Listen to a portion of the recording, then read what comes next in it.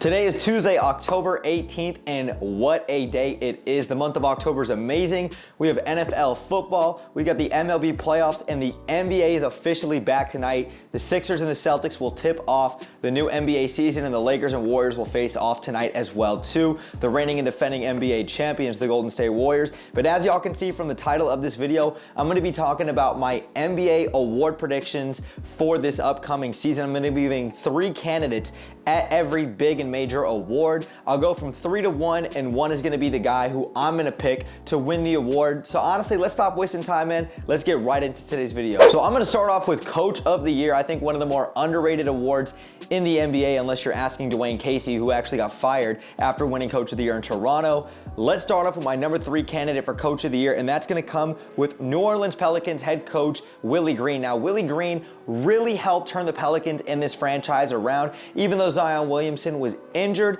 and the Pelicans were looking like they were kind of dead in the water. The Pelicans and Willie Green proved to be a young and ascending team in the NBA, and I think Willie Green has a legit shot this year to go and win Coach of the Year. Now, my number 2 candidate is gonna come with Cleveland Cavaliers head coach JB Bickerstaff. Now, the Cavaliers last year, after taking Evan Mobley in the first round, they were a team that definitely came and surprised a lot of people last year in the Eastern Conference. They were a team I didn't even have making the play-in, and they sure enough did that, and they were able to get into the play-in tournament last season. Darius Garland emerged, and JB Bickerstaff had a lot to do with the success of this Cleveland Cavaliers team. And now that they've acquired Donovan Mitchell in one of the bigger trades this NBA offseason, the Cavs are poised to take that next step up, and I think JB Bickerstaff is absolutely going to be a top 2 or 3 candidate this year for Coach of the Year. And my number 1 candidate to win this year's NBA Head Coach of the Year is going to come with Minnesota Timberwolves coach Chris Finch. Now, Chris Finch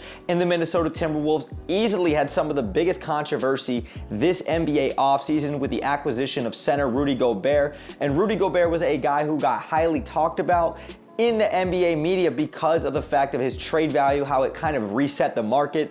But the Minnesota Timberwolves were a team, just like the Cavaliers last year, that kind of came out of nowhere. They ended up being a 7 seed, and they honestly should have advanced to the Western Conference semifinals before falling to the Memphis Grizzlies. This team is young, they're hungry, they're ascending. As Chris Finch added a defensive monster and a piece in a guy like Rudy Gobert, I think that the Timberwolves are poised for another breakout season, and I actually have them finishing with a top 3 record in the Western Conference. I've got Chris Finch winning this year's NBA Coach of the Year. Now moving into the next award, let's start with 6th Man of the Year, and I got my top 3 candidates right here. At my number 3 candidate, I've got Magic point guard Cole Anthony. Now, Cole Anthony, as of right now to start off the year, will be the starting point guard alongside Jalen Suggs in the backcourt for the Orlando Magic. But when Markelle Fultz gets back off of his injury and he's fully recovered, which it shouldn't be too long for him to recover, Cole Anthony will most likely be the guy to move into that 6-man role for the Magic moving forward. And he's a guy who's a great combo scoring guard. And while the Magic have a lot of good young pieces, I think Cole Anthony is a guy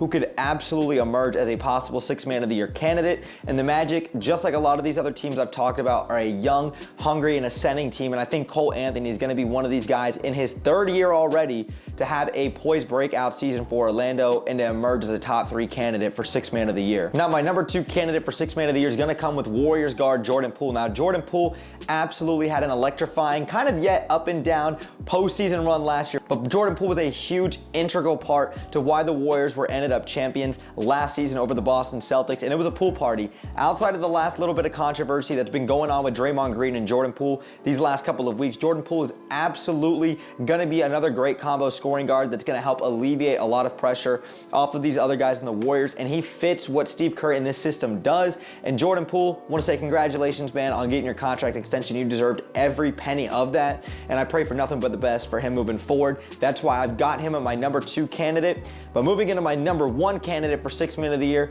you got to give me the flamethrower, Jordan Clarkson himself. Now, Utah has gone on a huge rebuild this NBA offseason, easily blowing up this team, trading away guys like Bojan Bogdanovic, Donovan Mitchell, and Rudy Gobert. And we're not sure if the Jazz are going to move on from Mike Conley and both Jordan Clarkson, but Jordan Clarkson now in a role where he can continue to be that flamethrower, continue to be that elite, playmaker on and off the ball for the Jazz. On a young team, I see Jordan Clarkson having a lot more opportunities in this system with Will Hardy now that Quinn Snyder's out the door, and I think Jordan Clarkson probably is going to be the the favorite to win Sixth Man of the Year this year. That's just me. That's who I've got winning Sixth Man. Now moving into Defensive Player of the Year. This one's a little bit tricky. I think this was probably the toughest list for me to do. Gonna come with Jaren Jackson Jr. The Memphis Grizzlies absolutely ascended last year, and Jaren Jackson Jr. was a big reason for that. I believe he actually led the NBA in blocks last season at 2.3 blocks per game, if memory serves correctly. He's definitely one of the better young forwards. He can stretch the floor, and he can obviously do some great things defensively. I think Memphis's backbone with this team being a team that consistently hustles. They're young, they're energetic, and Jaren Jackson Jr. is a big part of that.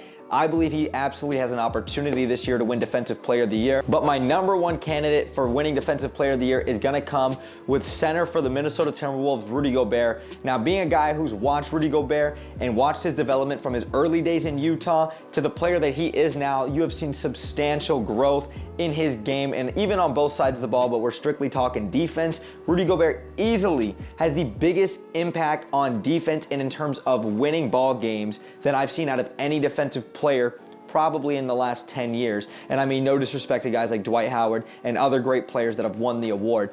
But Rudy Gobert is truly one of the best centers in the NBA and easily the best defensive center in the league. I have him winning this year's NBA Defensive Player of the Year award. Now moving into Rookie of the Year. This list wasn't too hard for me to pick apart, but let me get into my number 3 candidate, and that's gonna come with forward for the Houston Rockets and number 2 overall pick, Jabari Smith. Now, Jabari Smith was a guy I was extremely high on coming out of Auburn this past season. He's a pure shooter, 40+% from deep, and I think that's gonna help him translate to the NBA game. There's gonna be some growing pains, just like every single rookie, but the Rockets and Steven Silas, I think this team can put him in the proper position to continue to succeed. He can run the floor, he can put the ball on the ground, and I think that Jabari Smith absolutely is gonna have a nice and solid rookie season. He's my number 3 candidate. My number 2 candidate is gonna come with Pistons guard Jaden Ivey. Now, Jaden Ivey obviously is not gonna have the ball as much as Cade Cunningham did in his rookie season, because Cade Cunningham was the number 1 overall pick in the 2021 draft. But Jaden Ivey's going to be a very nice compliment to a guy like Cade Cunningham.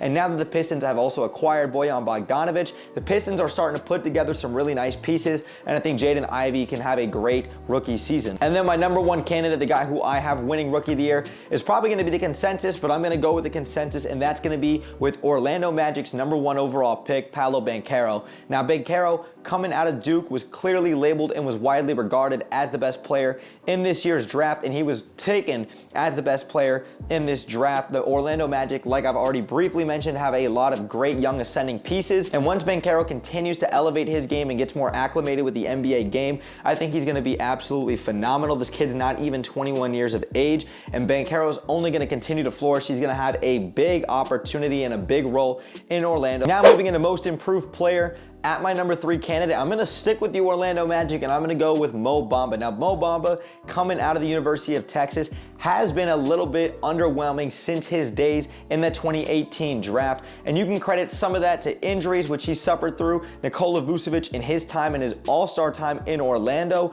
and then now Mo Bamba really having an opportunity alongside Wendell Carter Jr. and this good young roster that the Orlando Magic have put together. And Mo Bamba, I think, is poised to have a breakout season for the Orlando Magic. This guy was averaging 10 points per game and 38% from 3 just last season, and Mo Bamba is a defensive monster. I think now that he has a lot more muscle on his body and he's had more of an opportunity to really get acclimated into what the Orlando Magic are trying to do, I think him and Wendell Carter alongside each other are going to flourish, and I think Mo Bamba is going to be poised to be in the MIP race this year. Now, my number 2 candidate for the Most Improved Player award is going to come with Pistons guard Cade Cunningham. Now, Cade's a guy I've already briefly mentioned in this video, but I think Cade Cunningham, who averaged 17 points per game last year, who had a little bit of an up and down rookie season. There was a lot more ups than downs, but still playing for the Pistons, or the number 1 overall pick. He showed a lot of flashes and ability in his rookie season. I think Cade Cunningham's a guy who's going to have a better opportunity now with a more talented Pistons roster around him. I think Cade Cunningham's going to take a very nice leap this year, kind of like what you saw out of Anthony Edwards,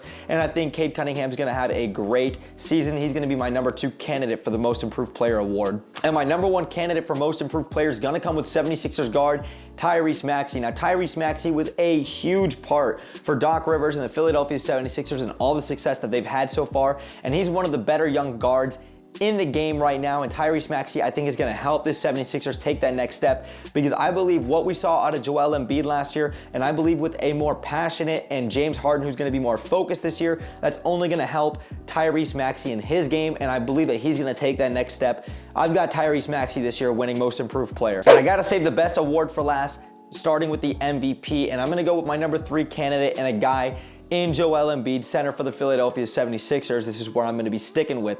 Joel Embiid last year, while he was neck and neck with Nikola Jokic last season, and a lot of people said Embiid got robbed, I personally was on the Jokic train all of last year. I believe Jokic deserved that award, but Embiid obviously made a very good case for himself, and he's going to follow that up with yet another great campaign, being a top 3 candidate for MVP this year. And Embiid, there's going to be a little bit of slippage I think you're going to see considering just how dominant he was, but he's still arguably a top 1 or 2 center in the game, and Embiid's going to absolutely go out there and perform. He's going to have a great season being in the MVP talks.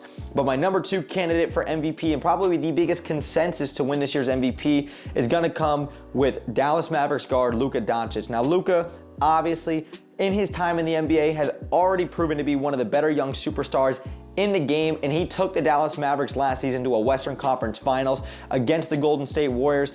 And when everyone thought that the Mavericks were going to be dead in water, he helped elevate this team, and he's done a lot with less. And now acquiring Christian Wood from the Houston Rockets, I think that adding all these pieces together, Luka's poised to have a good and MVP level season, and I expect him to be a top 2 candidate this year. And my number 1 candidate for MVP is gonna come with the best player in the world, I think easily, is going to be Giannis Antetokounmpo. Now, we know that the Bucks and Chris Middleton is going to be out for the first couple of weeks of the season. I believe he's coming off a wrist injury.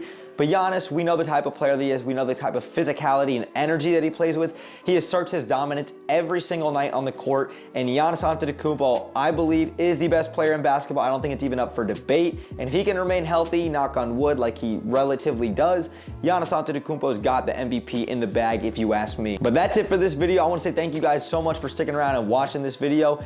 If you guys enjoyed today's video, man, make sure you guys drop me a thumbs up. It takes 1 second and it helps me and the channel out tremendously.